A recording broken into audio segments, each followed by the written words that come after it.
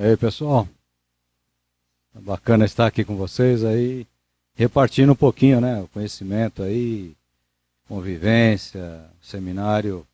Como eu costumo dizer na igreja onde eu estou como pastor, o seminário é a minha primeira casa, né? Aham. Não é a primeira casa, não é a igreja. O seminário chegou antes da igreja.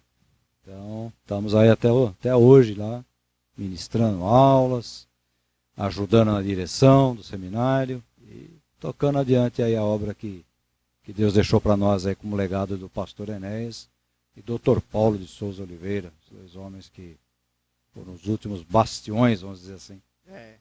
São famosos, né? Até hoje o pessoal que estuda lá fala muito deles, né? Sim, O Dr. Paulo ele foi diretor pedagógico durante muito tempo, diretor né? pedagógico praticamente quase todo o tempo do seminário.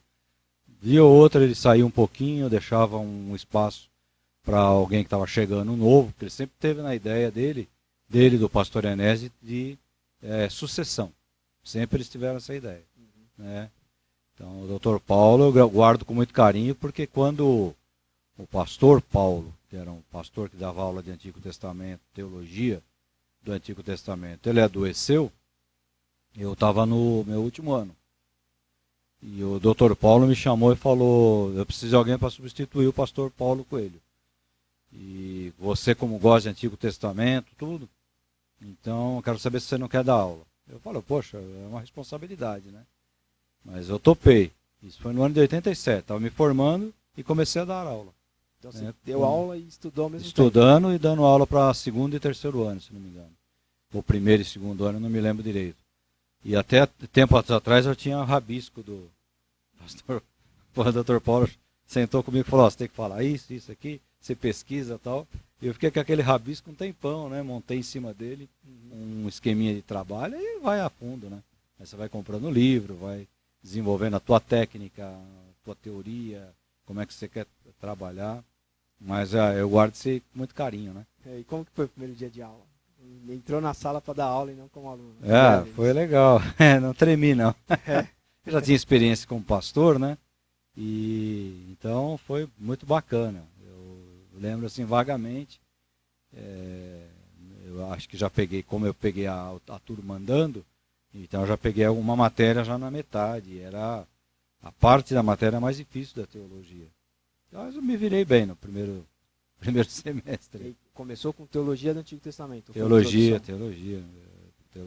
Aí fiquei vários anos falando sobre teologia. Depois entrou a metodologia da teologia do Antigo Testamento, uma matéria que não faz mais parte do currículo.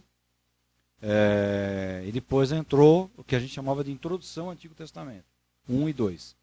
Hoje a gente chama de Antigo Testamento 1 e 2 e teologia 1 e 2. Né?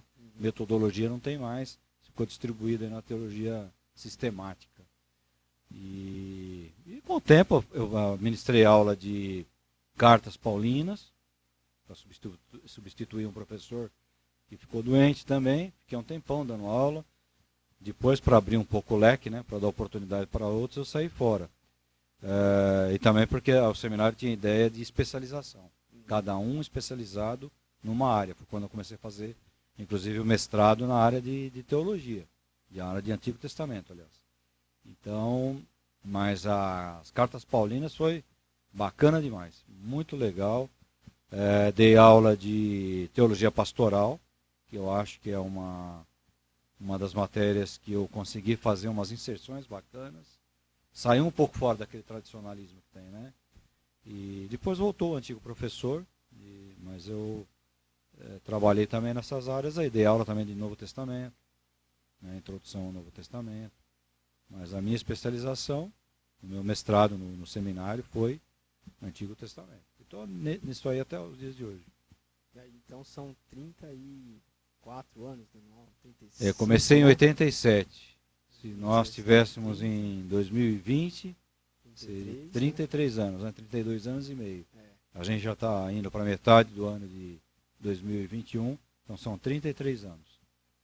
33 anos de janela, e já falando em Antigo Testamento.